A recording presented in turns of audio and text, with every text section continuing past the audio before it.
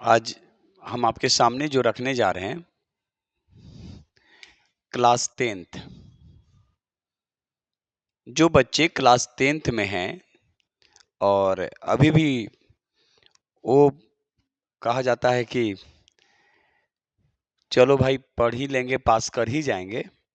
तो अगर पास करना है तो स्पिरिट ऑफ सक्सेस क्लासेस और प्रज्ञान जीएस सेंटर का यूट्यूब चैनल ज्वाइन कर लीजिए।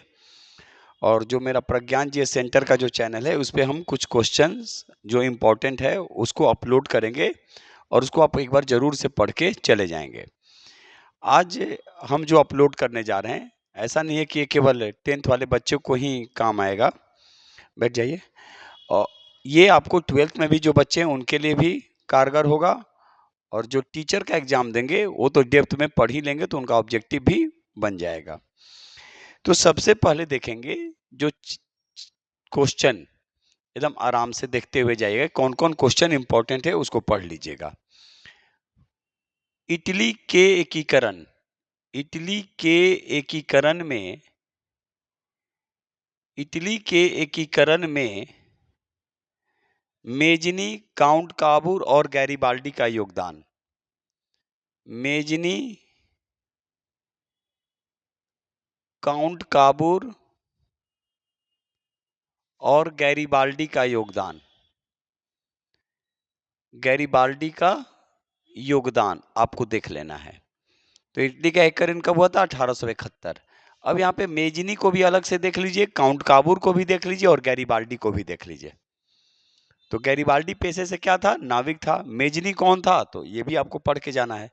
तो ये सब क्वेश्चन आप देख लीजिएगा। दूसरा जो क्वेश्चन जो सबसे इंपॉर्टेंट है वो है पूंजीवाद। पूंजीवाद किसे कहते हैं या पूंजीवाद क्या है? इसके बाद राष्ट्रवाद किसे कहते हैं या राष्ट्रवाद से क्या समझते हैं, राष्ट्रवाद क्या है, इसको आप लोग देख लेंगे। पहले हम क्वेश्चन अपलोड करेंगे, फिर बाद में एक एक क्वेश्चन का आंसर अपलोड करेंगे। इसके बाद आप देखेंगे हिंद चीन से संबंधित हिंद चीन का क्षेत्र कौन? लाओस, वियतनाम और कंबोडिया, याद रखिएगा। तो हिंद चीन फ्रांसीसी प्रसार का वर्णन करें। हिंद चीन फ्रांसीसी प्रसार का वर्णन करें। ऐसे क्वेश्चन आपसे पूछे जाएंगे। इसके बाद जो क्वेश्चन आपसे पूछा जाएगा, असहयोग आंदोलन के कारण और परिणाम।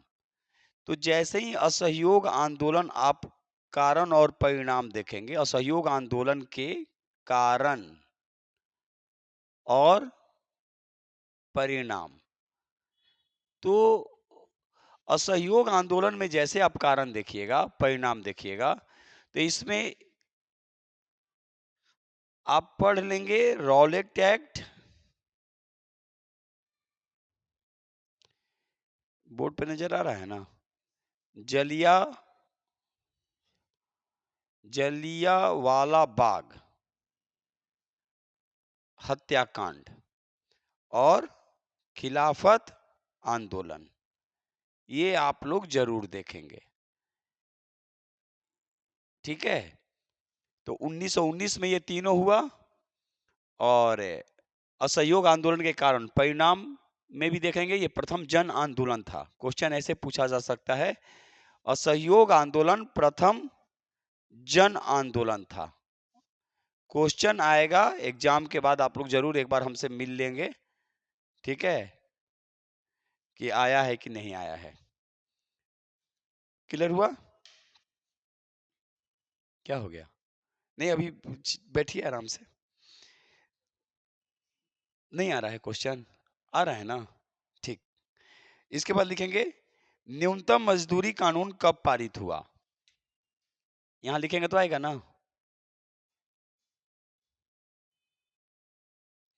न्यूनतम मजदूरी अधिनियम के बारे में अधिनियम पारित हुआ कब हुआ, इसको आप लोग देख लीजिएगा। ठीक है। इसके बाद छापखाना यूरोप में कैसे प्रारंभ हुआ? नेक्स्ट क्वेश्चन, 7वां क्वेश्चन है, छापखाना यूरोप में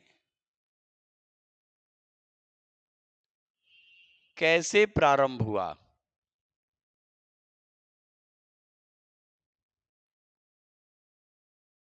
इसके बाद एक और इंपॉर्टेंट क्वेश्चन है, सविनय अवज्ञा आंदोलन, अवज्ञा आंदोलन के कारण और परिणाम। तो इसके संदर्भ में और भी क्या देखिएगा, साइमन कमीशन देख कर जाएंगे, साइमन कमीशन, और क्या देखिएगा, बारदोली आंदोलन, बारदोली आंदोलन। जिस तरह से असहयोग आंदोलन में एक और देख लीजिएगा आप लोग, चौरी चौरा हत्याकांड, चौरी चौरा हत्याकांड, ये आप लोग जरूर देख लेंगे, चौरी चौरा हत्याकांड। क्लियर हुआ? तो ये क्वेश्चन आपसे पूछे जाते हैं। उसके बाद आप लिखिए, रूसी क्रांति के कारण, इरेज कर रहे हैं इसको, ठीक है, रूसी क्रांति के कारण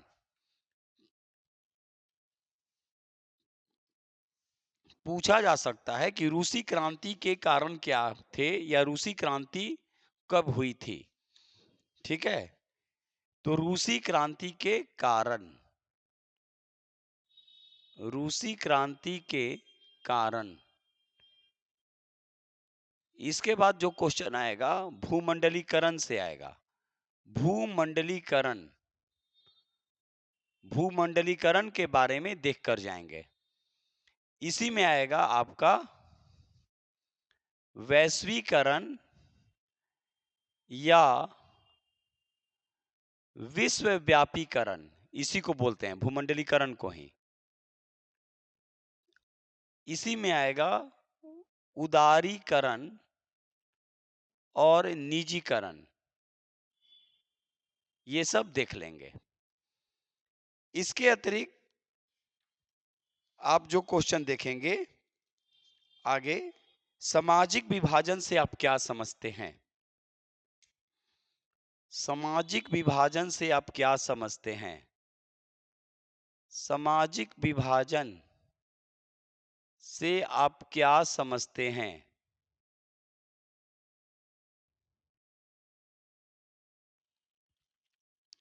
इसके बाद आप क्वेश्चन लिखिए, राजनीतिक दल लोकतंत्र में क्यों आवश्यक है? क्योंकि राजनीतिक दल को लोकतंत्र का प्राण कहते हैं। तो राजनीतिक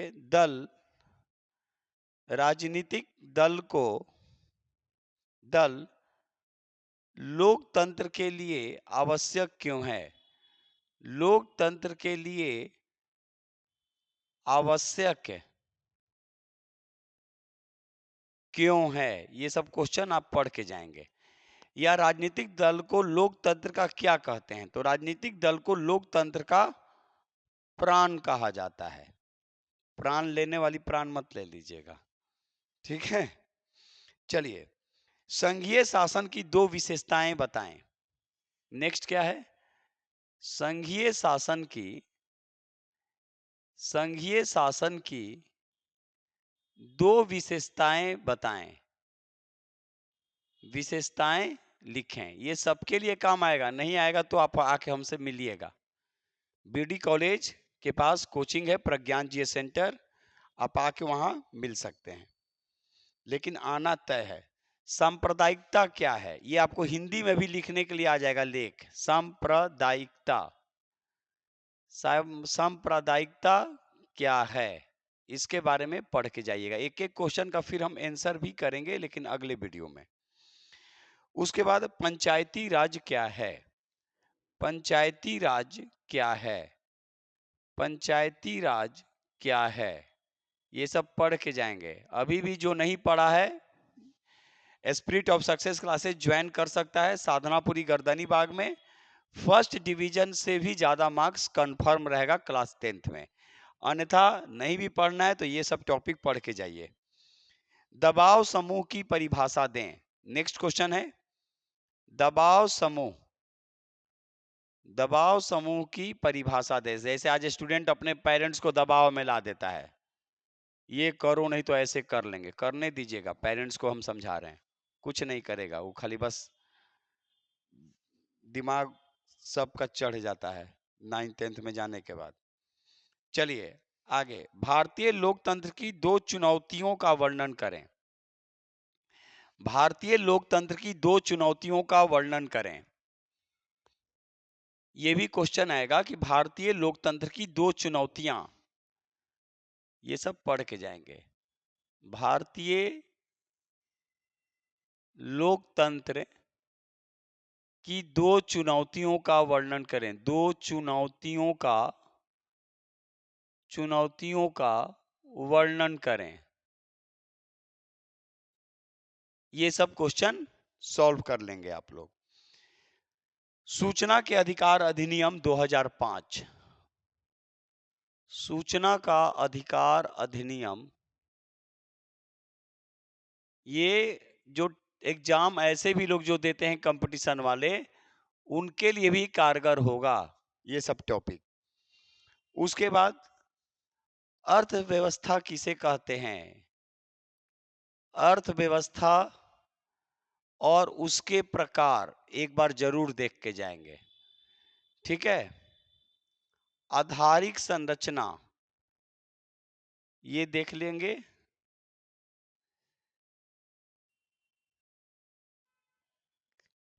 केंद्रीय बैंक के कार्य और व्यावसायिक बैंक के कार्य, ये दोनों देख लीजिएगा। और व्यावसायिक बैंकों के कार्य, ये दोनों देखकर जाना है। इसके अलावा वैश्वीकरण पर बिहार का क्या प्रभाव पड़ा। वैश्वीकरण का बिहार पर प्रभाव, ये सब देख लेंगे। क्योंकि एलपीजी कब लाया गया, 1991, ठीक है। पीवी नरसिम्हा राव उस समय भारत के प्रधानमंत्री थे और वित्त मंत्री डॉक्टर मनमोहन सिंह।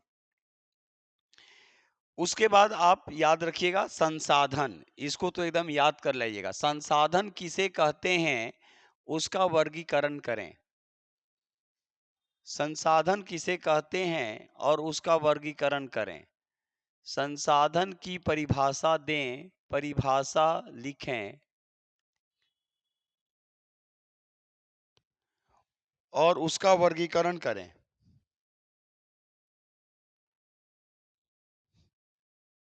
और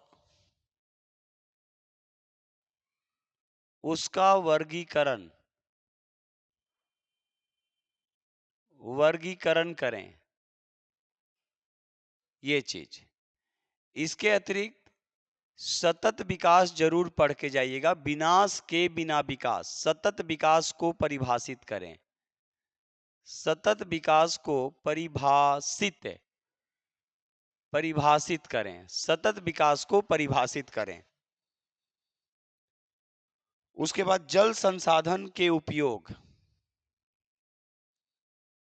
जल संसाधन के उपयोग, ये लिख लेंगे। इसके अतिरिक्त प्रति व्यक्ति आय,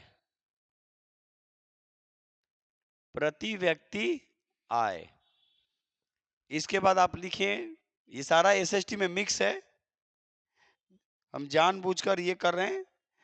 ये नहीं कि बस केवल अर्थशास्त्र है तो अर्थशास्त्र में डालेंगे, वो आपको सेलेक्ट करना है, इतना समझ में आना चाहिए। वस्तु विनिमय प्रणाली के बारे में जरूर देखेंगे। वस्तु विनिमय प्रणाली ये हम लिख कर लाए हुए हैं, तो ऐसा नहीं है हर टॉपिक को। वस्तु विनिमय प्रणाली की कठिनाइयां देख लीजिएगा। कठिनाइयों के बारे में, कठिनाइयों का उल्लेख करें, ठीक है, उल्लेख करें, ये चीज है। इसके बाद लिखिए झारखंड के मुख्य लौह अयस्क क्षेत्र, झारखंड के मुख्य लौह अयस्क क्षेत्र के बारे में देख लेना है। और भारतीय कृषि की विशेषताएं, भारतीय कृषि की विशेषताएं तो लिखेंगे, साथ में बिहार के पिछड़ेपन के कारण और दूर करने के उपाय। बिहार के पिछड़ेपन के कारण और दूर करने के उपाय, दूर करने के उपाय ये याद रखिएगा। और गरीबी का कारण, गरीबी के कारण और उपाय, दूर करने के उपाय, ये याद रखिएगा।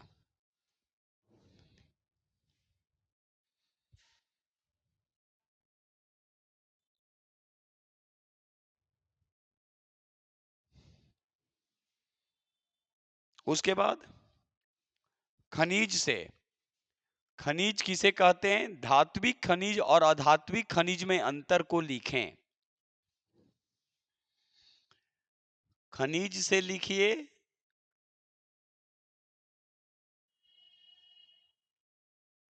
धात्विक खनिज और अधात्विक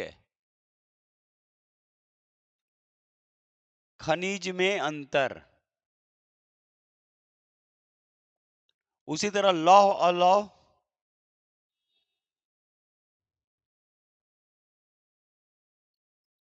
फिर उसी तरह कार्बनिक और अकार्बनिक।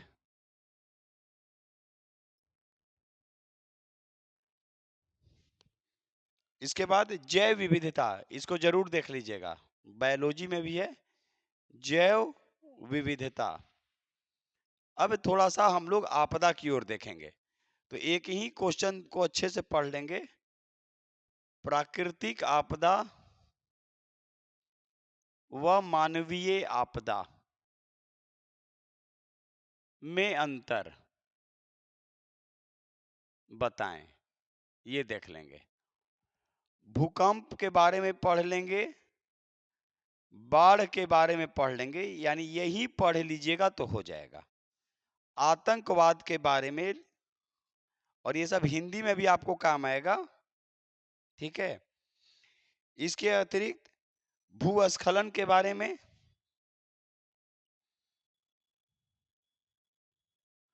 हेम रेडियो जरूर देख लीजिएगा, हेम रेडियो क्या होता है, और सुखाड़ के बारे में। तो इतना भी अगर कर लेंगे एसएसटी में सब्जेक्टिव, तो आपका काम हो जाएगा। ऑब्जेक्टिव भी हम रखेंगे आपके सामने, लगभग 100 क्वेश्चन ऑब्जेक्टिव रखेंगे एसएसटी का, वहीं पढ़कर चले जाइएगा। अभी भी जो लोग 10th नहीं कर पा रहे हैं अच्छे से अपनी से तैयारी, तो स्पिरिट ऑफ सक्सेस क्लासेस जो साधनापुरी गर्दनी बाग में है, वहाँ कांटेक्ट कर सकते हैं। और एक मेरा मीठापुर में जो सेंटर है वो बीपीएससी के लिए है या फिर आर्ट्स के लिए है। जो लोग मैट्रिक पास करेंगे उसके बाद वो आ सकते हैं प्रज्ञान जीएस सेंटर के नाम से। चलिए, तो इस क्वेश्चन को जरूर एक बार कॉपी में आप लोग लिखेंगे, हम उम्मीद कर रहे हैं। साथ ही उनको भी हम कहेंगे जो लोग कंपटीशन की तैयारी करते हैं, इससे भी अपने को राइटिंग स्किल से लिखकर डेवलप कर सकते हैं।